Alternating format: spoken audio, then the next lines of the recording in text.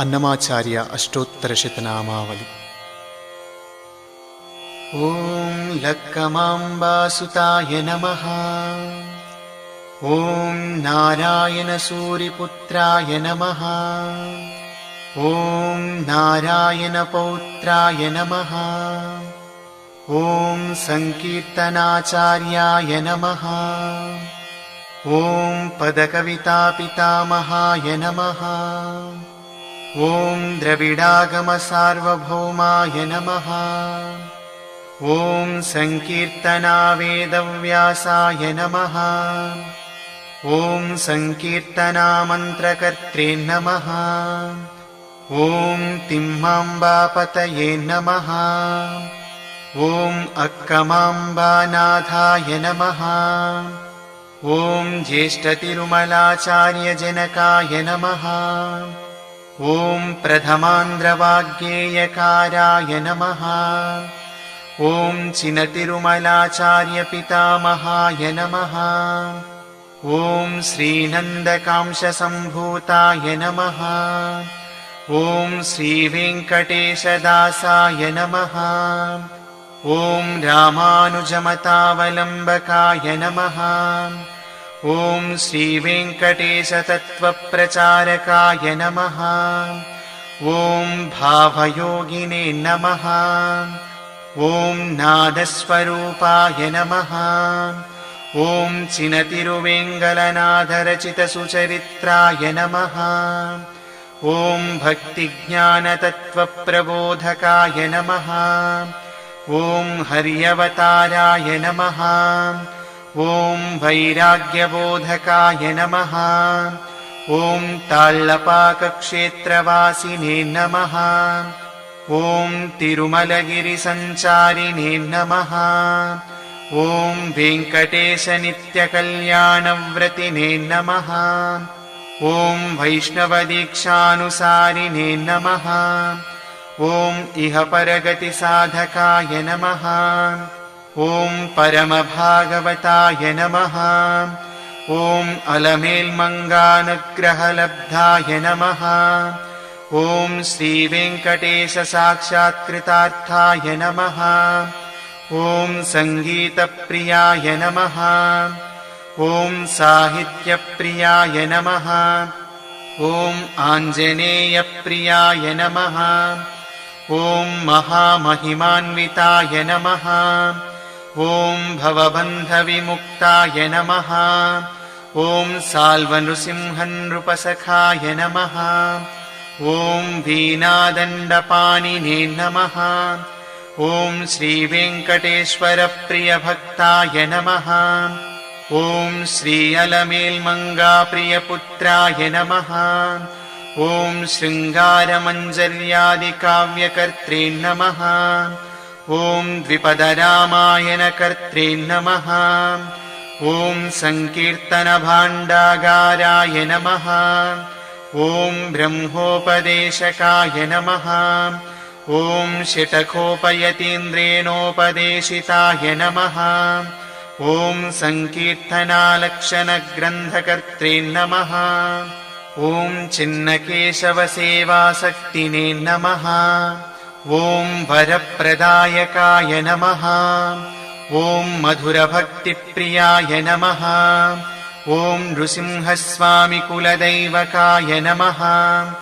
ॐ रामगानप्रियाय नमः। ॐ कृष्णलीलागायकाय नमः। ॐ सकलशास्त्रसम्पन्नाय नमः। ॐ सम्मोहनगात्राय नमः। ॐ अष्टाक्षरीमन्त्रोपासकाय नमः। ॐ विशालभावशिल्पिने नमः। ॐ सकलारिष्टनिवारकाय नमः। ॐ लौक्यवृत्तिविसर्जकाय नमः। ॐ मधुरचरित्राय नमः। ॐ भावप्रवाहकाय नमः। ॐ भोगविरक्ताय नमः। ॐ अहङ्कारविवर्जकाय नमः। ॐ नन्दवरीकवंशतिलकाय नमः। ॐ दिव्यशृङ्गाररसभावुकाय नमः। ॐ मकुटधारिणे नमः। ॐ पुष्करिणी स्नानप्रियाय नमः। ॐ अलमेल्मङ्गाशितककर्त्रे नमः। ॐ भारद्वाजसगोत्राय नमः। ॐ कारणजन्मिने नमः। ॐ वेङ्कटेश्वरवरप्रसादाय नमः। ॐ बाल्याद्हरिभक्ताय नमः। ॐ प्रसन्नीकृतवेङ्कटेश्वराय नमः। ॐ वेङ्कटेश्वरनित्यसेवापरायणाय नमः। ॐ नृसिंहकवेर्जनकाय नमः। ॐ वेङ्कटमुद्राय नमः। ॐ 32,सहस्रसङ्कीर्तनकर्त्रे नमः। ॐ जगद्गुरवे नमः। ॐ नवरसमिलितसङ्कीर्तनाकर्त्रे नमः।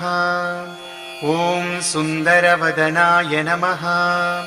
ॐ आत्मगौरवप्रकाशिने नमः। ॐ अमृतहृदयाय नमः। ॐ आनन्दस्वरूपाय नमः। ॐ अनुरागमयाय नमः। ॐ अतिसुलभाय नमः। ॐ तीक्ष्णाय नमः। ॐ एकताभावप्रबोधकाय नमः।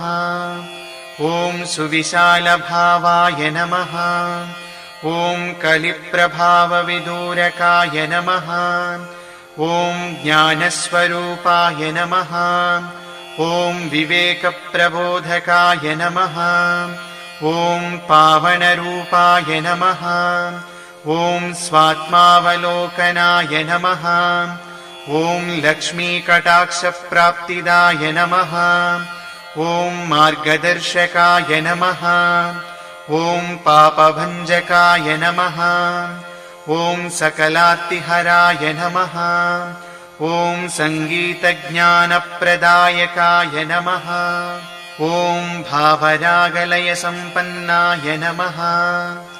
ॐ नारदादिमुनिप्रियाय नमः। ॐ मोक्षमार्गप्रदर्शकाय नमः। ॐ पुरन्दरादिवाग्गेयकारगुरुत्तमाय नमः। ॐ शत्रुपीडापरिहाराय नमः। ॐ आरोग्यप्रदायकाय नमः। ॐ भवरोगवैद्याय नमः। ॐ श्रीस्वरसिद्धिवेङ्कटेश्वरसमेताय नमः। ॐ अन्नमय्यपुरस्थिताय नमः। ॐ शोभाजीवनपावनाय नमः। ॐ श्री अन्नमाचार्याय नमः। इति श्री अन्नमाचार्यसुगुरोरष्टोत्तरशतनामावलिः सम्पूर्णम्। अन्नमगायत्री। श्रीनन्दकाय विद्महे श्रीशदासाय धीमहि तन्नोन्नमः प्रचोदयात्। अन्नमार्यो भरो यत्र यत्र श्रीवेङ्कटाधिपः तत्र विद्याश्रुतिसिद्धिः विभूतिर्विभवो जयः।